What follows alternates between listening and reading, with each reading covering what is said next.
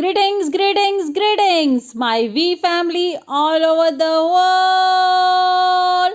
मैं आपका chief guys अपने QI टावर के ऑफिस में वापस हूँ, जो कि एक शानदार हेडक्वार्टर है जहां हम मैनेज करते हैं और रन करते हैं दुनिया की सबसे बढ़िया नेटवर्क मार्केटिंग कंपनी QNet को और एक अनबिलीवेबल ऑर्गेनाइजेशन और फैमिली द वी को।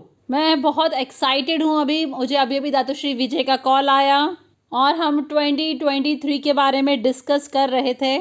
तो आप में से जो भी इस वेडनेसडे मैसेज को देख रहे हैं, तो मैं कभी कभी इवैल्यूएशन करता हूँ कि कौन मेरा वेडनेसडे मैसेज देखता है।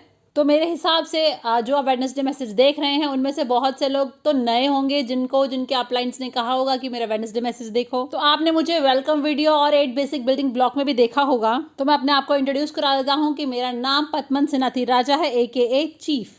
मैं आपका अपलाइन हूँ और मैं रिप्रेजेंट करता हूँ सबसे बढ़िया 2 फाउंडर्स को, जापादास बिस्मक और दातुश्री विजय ईश्वरन को। और बाकी सब लोग जो मेरा वेडनेसडे मैसेज देखते हैं उस इंजेक्शन के लिए, उस एनर्जी के इंजेक्शन को लेने के लिए या मोटिवेशन के लिए या नॉलेज के लिए वेडनेसडे को, क्योंकि थर्सडे और फ्राइडे हमारी जर्नी का एक महत्वपूर्ण पार्ट होता है। और वह लोग जो यहाँ बहुत समय से हैं, मेरे फ्रेंड्स, मेरे लीडर्स, मेरे डाउनलाइंस, जो बस मेरा गॉर्जियस फेस देखना चाहते हैं 15 मिनट, तो अब वो समय आ गया है। हम वीक 9 की बिगनिंग में हैं और आपको पता है जब आप एक नेटवर्क ऑर्गेनाइजेशन को रन करते हैं, भले वो छोटी हो या बड़ी, या आपने अभी भी शुरुआत की है और अपना पहला साइन अप किया है, या आपने अपना पहला प्रेजेंटेशन किया है, या आपकी 20,000 की ऑर्गेनाइजेशन है, या फिर आप मैक्स आउट हो रहे हैं, तो हमेशा एक ऐसा समय आता है जब आप रुकते हैं और स्टॉक देखते हैं कि आपके पास क्या है और क्या आप कर रहे हैं। क्या आप सही काम कर रहे हैं? क्या पर्याप्त सही काम कर रहे हैं, या फिर आप गलत काम कर रहे हैं और रुक नहीं रहे हैं?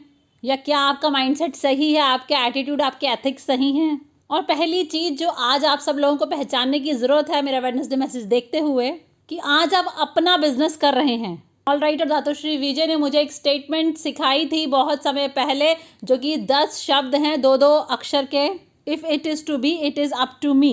इसका सीधा सा मतलब है कि ये जर्नी आपकी है और आपका डेस्टिनेशन जहाँ आप पहुँचना चाहते हैं, आप में से हर कोई, भले आप कोई कितना भी स्ट्रगल कर रहे हों, या फिर आज आप अपनी इस जर्नी में कितने भी चैलेंजेस फेस कर रहे हों, पर आप सबका डेस्टिनेशन एक ही है। हर कोई सक्सेस पाना चाहता है। आप सब फाइनेंशियल फ्रीडम पाना चाहते हैं। आप उस पॉइंट तक पहुंचना चाहते हैं जहां आप अपने आप को एक सफल बिजनेस के मालिक कहना चाहते हैं इस नेटवर्क मार्केटिंग की इंडस्ट्री में। और ये सब आपको अपने आप करना होगा, भले आपके अपलाइन से आपको कितनी भी सपोर्ट मिले या आप किसी भी सिस्टम से बिलोंग करते हो, पर ये जर्नी आप पर सबसे ज़्यादा निर्भर करती है। आपका एटीट्यूड, आपके वर्क एथिक्स, आप किस तरह से चीज़ों को देखते हैं या कैसे रिएक्ट करते हैं। तो आज चलिए एक ऑडिट करते हैं। तो मैं आप लोगों से कुछ सवाल पूछूंगा जो बहुत पेनफुल होंगे। मैं आपका अपलाइन हूँ, आपसे प्यार करता हूँ, पर ये मेरी ड्यूटी है कि आपको मैं लगातार पुश करूँ। तो पहली चीज़ जो आपको अपने आप से पूछनी है कि क्या अभी भी आपको याद है कि आप ये क्यों कर रहे हैं?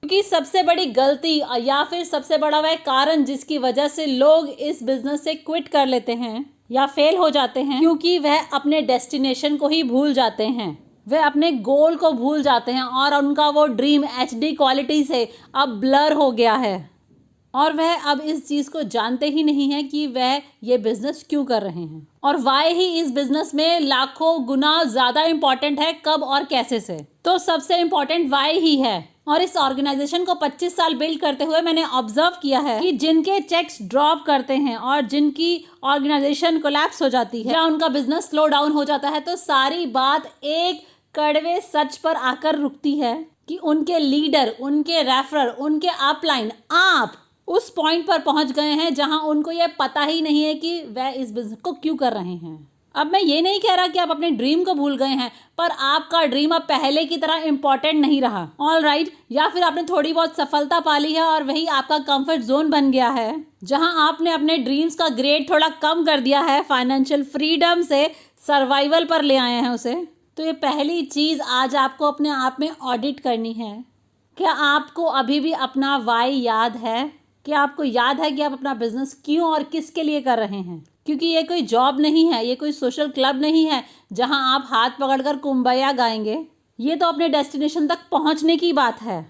ये जर्नी बहुत ब्यूटीफुल है और इस जर्नी का पार्ट होने के लिए आपका थैंक यू। पर इस जर्नी का हिस्सा होने का कोई फ़ायदा नहीं है कि अगर आपको क्रिस्टल क्लियर क्लैरिटी नहीं है कि आप 2 साल में, 3 साल या 5 साल में कहाँ तक पहुँचना चाहते हैं, और जिसके लिए आपके दिमाग में कोई भी डाउट ना हो। तो पहला ऑडिट जो आज आपको करना है कि आप अपनी ड्रीम लिस्ट को निकालिए और अकेले बैठ के लतिका सुनिए अंधेरे कमरे में और अपने आप से पूछिए, क्या आपको अभी भी याद है कि आप इसे क्यों कर रहे हैं? क्या अभी भी आपको अपना ड्रीम याद है? क्या आपको अपने डेस्टिनेशन की पूरी क्लैरिटी है?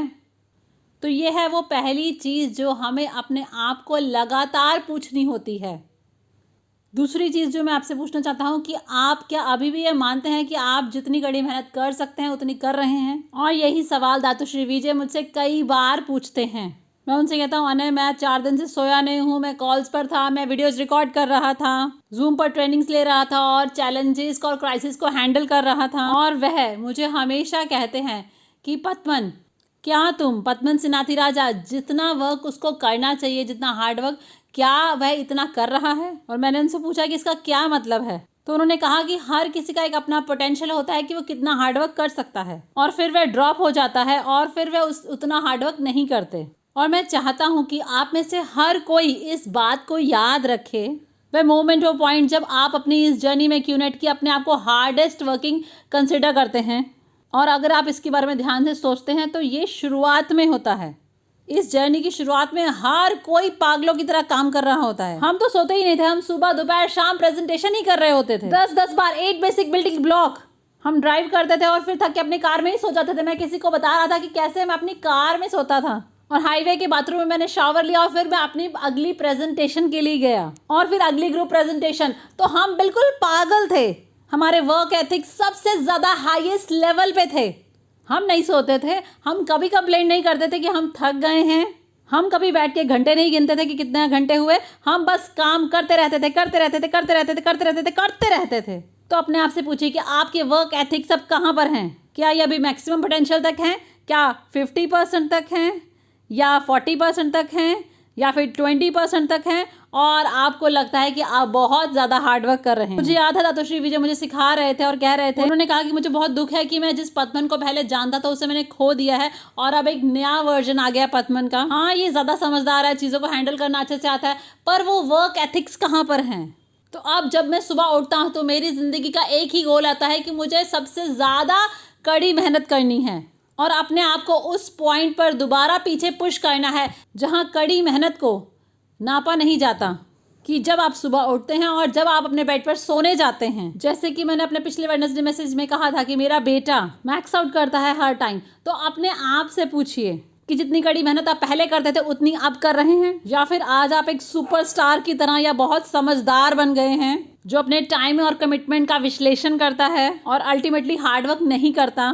देखिए, हार्डवर्क की जगह कोई भी नहीं ले सकता। हर दिन की प्रेजेंटेशंस की, ट्रेनिंग्स की, सिस्टम अटेंड करने की और लोगों से बात करने की, बस बात करने की और बात करने की, इसकी जगह कोई भी नहीं ले सकता। आपके चेक्स आपकी ऑर्गेनाइजेशन के वर्क एथिक्स पर ही निर्भर करते हैं और आपकी ऑर्गेनाइजेशन के वर्क एथिक्स निर्भर करते हैं उस बेंचमार्क पर जो आपने सेट किया होता है। अगर आप अपने वर्क एथिक्स को कम करते हैं तो आपकी ऑर्गेनाइजेशन में हर कोई ऐसा करता है, monkey C monkey do. So wake up and smell the coffee. मैं आपसे लाखों रुपए की शर्त लगा सकता हूं कि आज आप उतनी कड़ी मेहनत नहीं कर रहे थे जितनी आपने अपने पहले साइन अप में की थी। तो मेरा सवाल आपसे यह है कि आप कंसिस्टेंसी को मेंटेन क्यों नहीं कर सकते? आपको पता है, ये सच है कि आज आप उतनी प्रेजेंटेशन नहीं करते, आज आप उतने घंटे नहीं देते, आप लोगों के साथ हाथ पकड़कर कुंबया गाते हैं क्योंकि आप उसको उसमें अच्छा लगता है। तो अल्टीमेटली जितनी कड़ी मेहनत आप पहले करते थे उतनी नहीं कर रहे हैं। अब नंबर 2, वर्क एथिक। मेरे हिसाब से सभी के वर्क एथिक्स इस प्लैनेट पर जो क्यूनेट और वी में हैं, सबके वर्क एथिक्स कम हो गए हैं।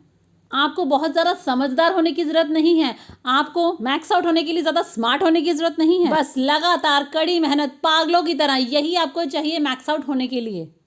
दूसरा ऑडिट जो अब आपको करना है तो वह है आपका वर्क एथिक्स। अब तीसरा, जिसके बारे में हर बार बात करता हूं, पर आप लोग उसके बारे में बात नहीं करते कि 2023 में आप कितने लोगों को सच में आगे बढ़ाने वाले हैं। दातुश्री विजय साल की शुरुआत में मुझे अपने सामने बच्चों की तरह बिठाते थे और मुझसे सवाल पूछते ये थे कि पद्मन बताइए इस साल तुम कितने लोगों को आगे बढ़ाने वाले हो। मैंने कहा मुझे नहीं पता। पद्मन सनाथी राजा कितने लोगों पर फोकस करके उनको बेहतर लीडर बनाने वाला है द वी में और क्यूनेट में, कॉर्पोरेट में और नेटवर्क में। कितने लोग, भले वो 1 हो या 25, फर्क नहीं पड़ता, बस आपको पता होना चाहिए कि आप कितनों को आगे बढ़ाने वाले हैं। और मैंने आपको कहा था कि 2023 में मैक्स आउट के चेक तक पहुंचना और बेहतर वीकली कमीशन तक पहुंचना और अपने आप को बेहतर सफल इंसान बनाना, तो ये सब इसी पर निर्भर करता है कि आप कितने लोगों को आगे बढ़ा रहे हैं। तो लीडर्स को आगे बढ़ाने के लिए आपको पहले उनको आइडेंटिफाई करना होगा और उनको टाइम देना होगा और उनको लगातार डेडिकेशन से आगे बढ़ाना होगा। तो कितने लीडर्स को आप आगे बढ़ा रहे हैं? कितने लीडर्स को आपने आगे बढ़ाया है जनवरी और फरवरी में? कितने लीडर्स आपके इनर सर्कल में, आपके जोन में हैं, जिनके चेक्स बढ़े हैं, जिनका माइंडसेट ग्रो किया है, जिनकी लीडरशिप क्वालिटी इंप्रूव हुई है, जो बड़े प्लेटफॉर्म पर प्रेजेंटेशंस कर सकते हैं और ट्रेनिंग्स कर सकते हैं, या फिर आप ही हो? नेटवर्क मार्केटिंग में आप ही एक बेस्ट हो, ये यूजलेस है। नेटवर्क मार्केटिंग ऐसे लीडर्स को आगे बढ़ाने के बारे में है जो आपसे भी बेहतर बन जाएं, भले ही वह 2 लोग हों या 16, कोई फ़र्क नहीं पड़ता। तो लीडर्स को आगे बढ़ाएं। तो कितने लीडर्स को आपने रेस किया? कितने लीडर्स आपकी आगे बढ़ाने वाली लिस्ट में हैं जिनको आप रेस करना चाहते हैं? अब चौथा और फाइनल ऑडिट जिसको आपको इवैल्यूएट करना है, जो आपकी रिलेशनशिप्स हैं। शायद मैंने अपने इंस्टाग्राम लाइव में या कहीं कहा था, ये मुझे याद नहीं, पर ये सिर्फ लोगों के बारे में है और ये सब रिलेशनशिप्स के बारे में है। और मुझे लगता है कि आज नेटवर्क मार्केटिंग बहुत ज़्यादा चेंज हो गया है। हाँ, तुम बताओ कितने बीवी, कितने बीवी, कितने बीवी, कितने बीवी, जाओ और मेरे लिए बीवीज लेके आओ। ये कोई नेटवर्क मार्केटिंग नहीं है। नेटवर्क मार्केटिंग आपकी रिलेशनशिप्स की स्ट्रेंथ के बारे में है, ये लव के बारे में है, ये केयर के बारे में है, ये उनके साथ खड़े होने के बारे में है, ना कि उनके पीछे खड़े होने के कि जाओ जाके बीवीज लेके आओ। आप लोगों को खो देते हैं जब वो रियलाइज करते हैं कि आप उनकी केयर नहीं करते हैं और आप उनको सिर्फ बीवी प्रोड्यूस करने के लिए यूज करते हैं। देखिए, इस तरह से जापा और दातुश्री विजय ने इस फैमिली को बिल्ड नहीं किया, उन्होंने रिलेशनशिप की स्ट्रेंथ के ऊपर इसे बिल्ड किया है। मैंने ये पहले भी कहा था कि रिलेशनशिप की स्ट्रेंथ के द्वारा ही आपके कमीशन को नापा जा सकता है। आपकी रिलेशनशिप की स्ट्रेंथ ही आपके वीकली कमीशन को डिसाइड करती है और मैं इसे पूरे दिल से कह रहा हूँ। तो चलिए एक ऑडिट करते हैं। अपने आप से पूछिए कि आपके अपने लीडर्स के साथ कितने स्ट्रॉन्ग रिलेशनशिप्स हैं, आपके अपने ऑर्गेनाइजेशन के लोगों के साथ कितने स्ट्रॉन्ग रिलेशनशिप हैं, कितना स्ट्रॉन्ग ट्रेसपास है आपका उनके साथ, कितने अच्छे से आप उन्हें कन्विंस करके आगे बढ़ा सकते हैं। All right. और अल्टीमेटली अगर आप यहाँ पर सिर्फ पैसे कमाने के लिए हैं तो आप गलत प्लेटफॉर्म पर हैं। अगर आप यहाँ पर लेगेसी बिल्ड करने के लिए हैं, अगर आज और अगले 100 साल के लिए आप पैसा कमाने के लिए हैं, तो आप सही जगह पर हैं। पर आपको अपने रिलेशनशिप्स को ऑडिट करना होगा, अपने आप से पूछना होगा, क्या अभी भी वह मुझ पर विश्वास करते हैं? क्या अभी भी मेरा उनके साथ ट्रेसपास है? क्या अभी भी वह मानते हैं कि मैं परवाह करता हूँ? भले आप करते भी हो, पर अगला बंदा अगर उस चीज़ को नहीं मानता है तो उसका फायदा नहीं है। क्या मेरे और उनके बीच पर्याप्त लॉयल्टी है? क्योंकि अल्टीमेटली आपको मिलियन लोगों की जरूरत नहीं है कि वह आपके प्रति लॉयल रहें। अगर आपके पास 16 ऐसे लीडर्स हैं जो आपके प्रति लॉयल हैं, तो आप देश को जीत सकते हैं, मैं आपसे प्रॉमिस करता हूं। तो आपको हमेशा रुक कर ऑडिट करने की जरूरत है अपनी रिलेशनशिप्स की स्ट्रेंथ को, और तभी ऑल राइट आप बिल्ड कर पाएंगे लंबा टिकने वाला नेटवर्क मार्केटिंग ऑर्गेनाइजेशन बिजनेस।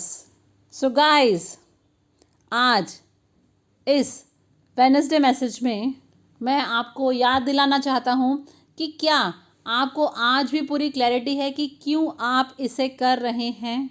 बिना वाई के बाकी सब चीज़ें पूरी तरह से टाइम वेस्ट हैं। आपको अपना ड्रीम याद रखने की ज़रूरत है, आपको अपना पर्पस याद रखने की ज़रूरत है, आपको याद रखने की ज़रूरत है आप इसे क्यों और किसके लिए कर रहे हैं। All right. और आपके अंदर वो वर्क एथिक्स भी होने चाहिए। जैसे कि शुरुआती दिनों में जब हमने शुरुआत की थी, तब तो हम पागलों की तरह काम करते थे। मैं भी अपने पहले वाले वर्क एथिक्स की तरह काम करने की कोशिश कर रहा हूँ। और ये बिजनेस लीडर्स को आगे बढ़ाने के बारे में है। भले ही कोई ब्रांड न्यू है, तभी भी आप उसको अभी से ही आगे बढ़ाना शुरू कर दीजिए। भले उसका एक डाउनलाइन है, तभी भी उसे आगे बढ़ाइए। और क्या आप उतना टाइम दे रहे हैं डेडिकेशन से लीडर्स को आगे बढ़ाने के लिए? क्योंकि जब आप लीडर्स को आगे बढ़ाएंगे तभी आपका ऐसा बिजनेस होगा जो अगले 100 सालों तक चले, जैसा कि जापा और दातुश्री विजय ने किया। और फाइनली, कितने मजबूत हैं आपकी रिलेशनशिप्स? क्या आपने उनको हल्के में तो नहीं ले लिया? क्या वह सिर्फ आपके डाउनलाइंस तो नहीं है आयर होने के नाते, और या फिर वह एक परिवार की तरह बन गए हैं?